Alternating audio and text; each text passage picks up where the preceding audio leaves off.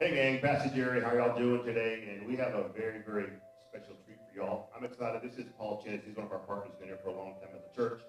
And he has a business, and he has a business that's going to help us value our money and have vision for our money and treat our money as God has given it to us as stewards. And so the Bible talks about that wisdom is the principal thing. And so I'm going to let him share for a few minutes on how we can be better stewards and use wisdom with our money. And we have a special treat for you guys after this ends. So this is Paul Chennis. I'm going to get out of the way and let him talk. And later on, I'll come back up and let him share. Paul Chennis. Hello, ELC. So most of you probably know me. I've been around for quite a while. I've been a member of ELC since 2012. And regularly we do these little talks, Pastor Jerry and I, and we just thought we'd share with some of you as well. So I have a business. That business is called Covenant Wealth Academy. And what we do at Covenant is we teach personal finance principles, business principles, and investing principles. Many people are interested in investing or starting and running their own businesses. However, they've got to get their personal finances in order first.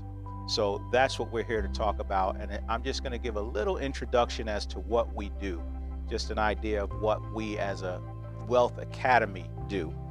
So the first thing is, I always tell my daughter, when you're watching YouTube or you're online getting information, be careful who you get your information from. Look at that person's life. Look at whether they are living the lifestyle that you are interested in living. Are they Christians? If not, well, maybe the things that they might be doing might not be exactly what you want to do. You might want the result, but you may not want some of the consequences that come with it. So I'm going to introduce myself by giving a little history of how I came to be where I am at, and you can decide for yourself. So my daughter was born in 2000. My wife and I kind of made some promises to ourselves. And the biggest promise that we made was that our daughter would grow up to be happy, well-balanced, and successful. So from the time she was born, that was in my mind: happy, well-balanced, and successful. Everything that I've done from that point forward has been toward that goal. In 2011, I made a decision and I said, I'm going to ask God to give me the things that I believe I need for the next year in order to become more successful and provide these things that were needed for my family. So the first thing that I asked God for, I asked God, please give me wisdom, because wisdom is the foundation for everything else. If you understand what's going on and you understand what to do, then you can take action that will lead you down the correct road.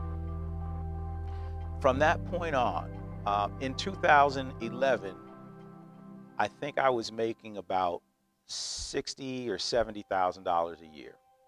From that point on, immediately in 2012, we saw a massive increase, and it's been continuing ever since because I asked for wisdom and God granted me wisdom. So one of the first principles that God taught me was that we are to be financial stewards. God gives each of us talents and abilities, and those talents and abilities are seeds that we must plant, we must nurture, and have them grow. And when they grow, they produce a harvest. Then we can reap the harvest. So we can look in the Bible, and there's a Bible called the Financial Stewardship Bible that it highlights every verse that has anything to do with finances. One of the favorites of mine is Matthew 6:33. Matthew 6:33 says, "But seek first the kingdom of God and his righteousness, and all these things will be added to you." When you seek first the kingdom of God, what you're doing is you're saying, God, provide me what I need to be a better servant for you.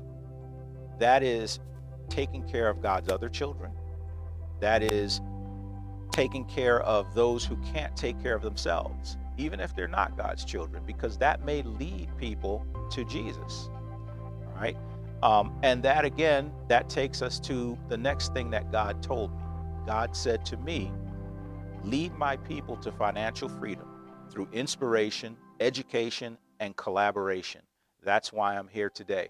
That's the whole point of Covenant Wealth Academy: to inspire, to educate, and to bring people together in collaboration so that we can produce things that will benefit everyone.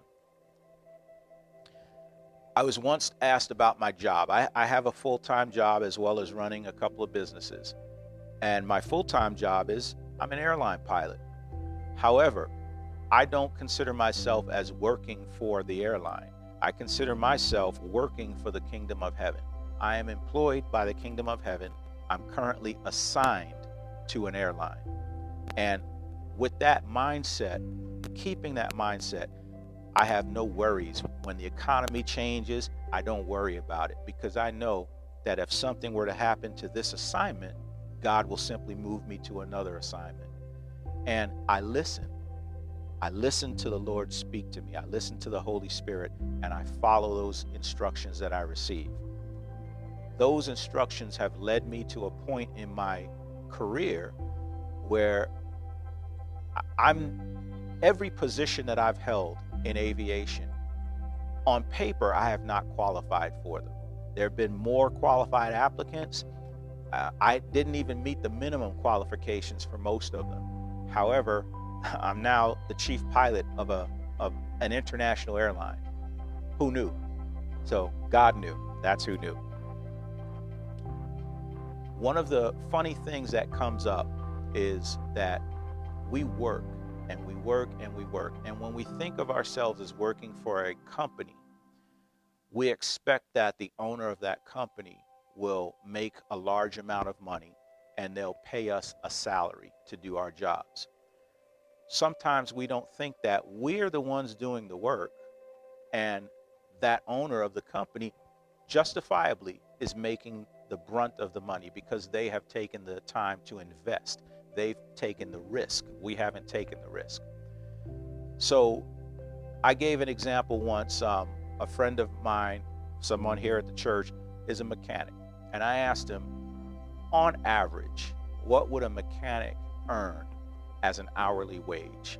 And his answer was something like $30 or $40 an hour. Then I look at what these car dealerships and shops are charging the customer. So they're charging the customer right now $110, $120 an hour. So let's just say $120 an hour. The mechanic is making $40 an hour. So 1/3 goes to the mechanic. Then I look at my situation. I work for the kingdom of heaven. God is my boss. And God puts me in a position to earn a large sum. Then God only asks for 10% and he gives me 90%. What other boss does that? That's the ultimate giving. And that's how we should also be when it comes to God. So when it comes to paying a tithe, there should never be a question about it. Now, you may be in a situation today that it's very difficult because of decisions that were made in the past, but that's what we do at Covenant Wealth Academy, is we'll help you to get into a position where you can pay that tithe, but it's got to be in your heart. That's where it starts at. All right. When someone says, I want to make a lot of money, I want to become a millionaire, I want to have a certain lifestyle, the first question that I ask them is, what do you really want? Because it's pretty simple. Making money is a pretty simple process. It's not easy, but it's a simple process. There are certain steps that you take. And one of those steps is knowing where you want to go. All right. When you say you want to be rich, does that mean you want to appear rich? Do you want to drive nice cars and have other people look at you and say, oh, that person is wealthy? Well, okay, that's one definition of rich. Another definition might be I want to have a certain amount of money in the bank. Another definition might be I don't want to have to work if I don't want to. So all different definitions, all different roads to get you to where you want to be. So in the book Alice in Wonderland, the author wrote a phrase, and it was, "Would you tell me, please, which way I ought to go from here?" "That depends a good deal on where you want to go," said the cat. I don't much care where," said Alice. "Then it doesn't matter which way you go," said the cat. And that's the same with finances. If you don't know where you want to go, then it doesn't matter which way you go. You'll get to the same place. All right. Once you know and you're very clear about where you want to go, then you'll know what you have to do, or at least you'll know how to find out what you have to do. Once you find out what you have to do, it's very simple. It's step by step by step. Again, be careful who you get your advice from. Look at the person that you're asking the question to, because if you're asking a broke person how to become rich, you're going to become broke. So make sure you're asking a person who's done it. The 80-20 rule, 80% of people will do the same thing. That's the crowd. 20% do something different and they get different results. So I always say 80% will do nothing. 20% will start. 5% will finish. 1% will finish well. Now, if you look at millionaires in the world, approximately 1% of all the people in the world are millionaires. So that fits right into that 80-20 rule. 1% will finish well. Decide where you want to be. Do you want to be in the 80%? Then keep doing what you're doing. Do you want to be in the 20%? Well, 20% put forth a lot of work, but they don't really get big results because they don't finish what they're doing. The 5% is where you live well, and the 1% is where you live really well. What's your inspiration? Why do you want to get to where you want to get to? That's what will determine your success. As I said, in 2000, our daughter was born, and that was my inspiration. I wanted to make sure that her life would be happy, well-balanced, and successful. And I kept that in mind every year. And every time a decision had to be made, that was the motivation in my mind, is what is going to make her happy, well-balanced, and successful. Now, some things that make a person happy do not promote balance or success. So if those were the cases, then I would push that aside. I wouldn't do those things that would possibly make her happy, but not lead to well-balanced and successful. Then there were things that led to balance and success that might not necessarily make her happy in the short term, but in the long term, if you focus on that balance and success, happiness will come. So again, I asked the question, what do you really want? The easiest way to find out what you really want is to look at where you spend your money right now. As the Bible says, your heart is where your money is. Where you spend your money, that's where your heart truly is right now. Now, you can change that. It's very simple to change it. Not easy, but simple. And again, that's what we do at Covenant Wealth Academy. We help you make that transition. So decide what you really want and be willing to pay the price, because there's a price for everything. Okay? Nothing is free. You have to pay that price, and that price may come in time. That price may come in hard work. That price may come in giving up certain things that you already have. Very difficult to do that, to give up what you already have, but the reward is down the road. The harvest is down the road. So here's a little funny thing. Mark Twain, humorist and author, once said, "It ain't what you don't know that hurts you. It's what you know for sure that just ain't so." And he was absolutely right. People have some preconceived notions about money and about wealth. Many of these things came from our school system. Okay, our school system was designed by Nelson Rockefeller, and it was not designed to teach you how to become wealthy. It was not designed to teach you how to become independent. It was designed to teach all of us how to be better employees.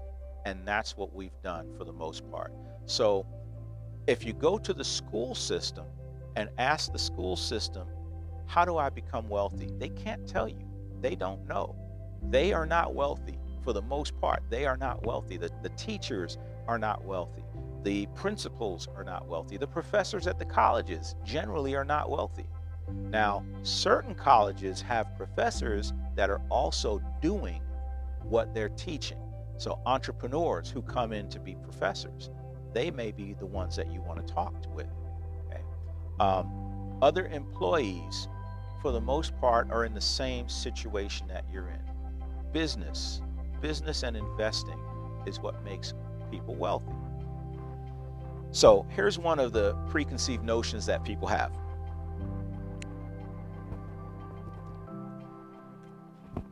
A $20 bill. We all see this and we say, this is money. It even says on it, in God we trust. It doesn't say in the U.S. Treasury we trust. It doesn't say in the Federal Reserve we trust. It says in God we trust. That's who we can trust, is God. We can't trust the Federal Reserve. We can't trust the United States government to make us wealthy or to take care of us. We trust God to take care of us. And God gives us certain principles and certain abilities to make sure that that can happen. Money has certain characteristics, true money. One of those characteristics, and I'm only going to hit one because we're limited on time right now, but one of those characteristics is that true money is a store of value. That means if you set it aside today and come back 50 years from now, it will have the same or possibly even more purchasing power than it did 50 years ago. This $20 bill has about 3% of the purchasing power that a $20 bill had in 1933. Okay? That is not money. This is called currency. Currency is called fiat. Fiat means that the government declared that it is of certain value, and the people have accepted that declaration that it is of certain value. That is the only thing that this is worth, is whatever the person receiving it believes it's worth. So if I take this $20 bill to China and I want to go buy a loaf of bread, I can't do it because the Chinese don't view this as money. They look at this and say it's a piece of paper with some green ink on it. What does that mean to me? Nothing. So this is not money. Gold and silver are money. Gold and silver are accepted all over the world by all people, recognized as true value. And when you store gold and silver and come back in 50 years, you can buy the same amount with that same amount of gold.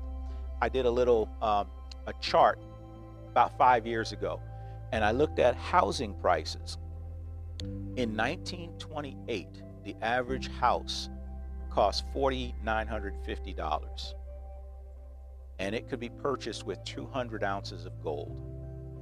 In 2016, I believe the average was $385,000 for a house, and it could be purchased with 212 ounces of gold. So that shows you gold and the house maintained their relationship. In 1928, 1 ounce of gold could be purchased with $20. In 2016, 1 ounce of gold could be purchased for $1,600.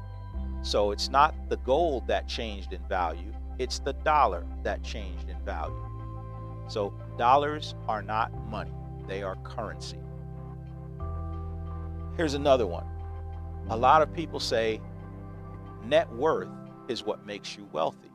So net worth is when you take all of your assets and you subtract your liabilities, the number that's left is your net worth. Here's the problem with people who chase after net worth, who try to build up their net worth. You can't buy anything with net worth. You have to sell something and get cash before you can buy anything with it. So net worth is worthless. Cash flow. This is what you want to achieve. You want to make sure you have a certain amount of cash flowing in every month, every year. That is what you can use to purchase your lifestyle, to buy your time back. And we'll talk about that in the academy. Some people say this is like money in the bank. It's like money in the bank. Okay, money in the bank. What is that really worth to you? I'm going to tell you a little secret. And this changed in 2015. Money in the bank is not your money. It's the bank's money. When you make a deposit into the bank, you loan the bank your money, and they give you an IOU. That's called an account. So you have the right to go back, according to that contract, you have the right to go back to the bank and say, I would like to collect some of that money back right now. The bank, if they have it, will give it to you. But I'll tell you right now, if you had $100,000 in a bank account and you went to the bank and said, I want $100,000 out right now, they're not giving it to you. They're going to give you a check, and they're going to say, come back when we have some cash for you. Okay? It's not your money. It's their money. You loaned it to them. They pay you interest on it. As small as that amount may be, they're paying you interest, and that's what maintains the law for them. When you have money in a 401k, a retirement account, that's not your money. Okay? You have purchased a position in that 401k or retirement account, and the accounting people, the institutional investors now have that money to do with as they please. And the idea is that they will spend that money in such a way that it will bring a return for you later. The problem with that is that most institutional investors have no skin in the game. It's your money that you put in. You gave them the money to invest. They didn't put any money in. So they'll take risks with that money that they wouldn't normally take with their own money. Many institutional investors also have to invest in certain things. And whether those things are up or down, it doesn't really matter. They just have to invest in them. Also, because they don't want to have high volatility, what most institutional investors do is they'll invest in some things that are risky, and then they'll invest in some things that are very, very safe, but pay very little dividend. So overall, you get a neutral balance. 50 years from now, if you were to come back and collect your money out of that account, that money is not worth near what it was worth today. So you're losing money. The FDIC, Federal Deposit Insurance Company, when you put cash into a bank, that money in the bank is insured under certain conditions. It's only insured in the event of a bank failure, meaning that that bank has to go bankrupt and close down, then that money is insured. It's insured up to a certain amount, and that certain amount may include multiple accounts. So you have to be careful. Don't just assume that your money is insured and you'll get it back if the bank goes under. Not necessarily the case. And most people probably don't realize, but from 2008 to 2015, 497 banks in the United States went out of business. They failed. That is a huge number. Okay? Washington Mutual was the biggest one. $307 billion in assets, and they went under. So be careful where you put your money. I had friends who work with me, and they've said, oh, well, I made X number of dollars in the stock market this year. And my first question is, did you sell the stock? And they say, well, no, why would I sell the stock? I'm making money. And I say, you didn't make anything. That stock may have gone up in price, but until you sell it, you haven't made a dime. And here's the problem. The stock market is quite volatile. It's going up, going up, going up in price. That doesn't mean it's going up in value, because the company that the stock comes from is not increasing in value. So how is it that the stock price can go up and the company hasn't changed? Well, stock prices are based primarily on supply and demand. A stock is a piece of paper. It gives you partial ownership of a company, but no control. Ownership without control is useless. That means someone else makes all the decisions. And the way that a lot of people are, a lot of these executives, they will take bonuses even when the company loses money. Well, that means that your money is paying their bonus. So if you're going to invest in the stock market, then you should really know what you're doing and invest for yourself. But always keep in mind, when you're dealing with paper assets, meaning stocks, bonds, mutual funds, anything that's on paper, that's not a physical asset, it's nothing to you until you sell it and convert it from a paper asset into cash. Then what do you do with that cash? Because again, that cash is losing value. So that's where planning comes in. Covenant Wealth Academy will teach you how to plan your finances. And that planning includes increasing your income, what to do with that increased income, and then what to do with the income from the things that you've purchased with that increased income. So big time. A lot of people will say, I just need more money. I need a raise. You can ask your employer for a raise.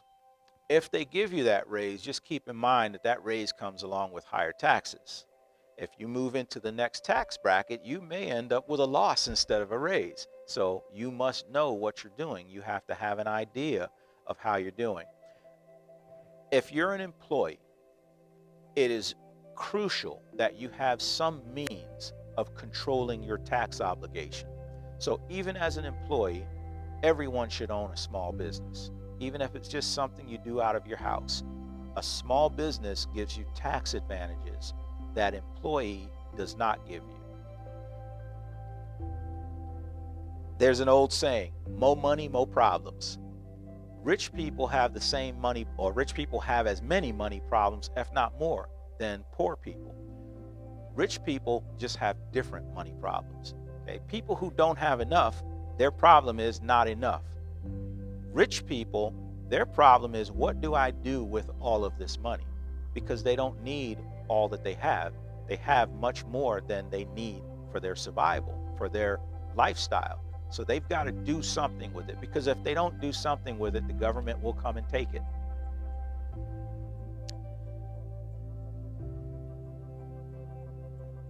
And in closing, many people want a financial planner. Many people are taught, go get a financial planner. Ask these questions to the financial planner. Okay, there's a couple things that have to happen there. Number one, you should realize no one cares more about your personal finances than you do.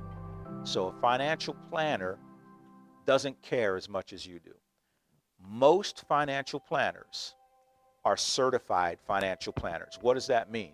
That means they took a course and got a certificate. There's no government certification for financial planner.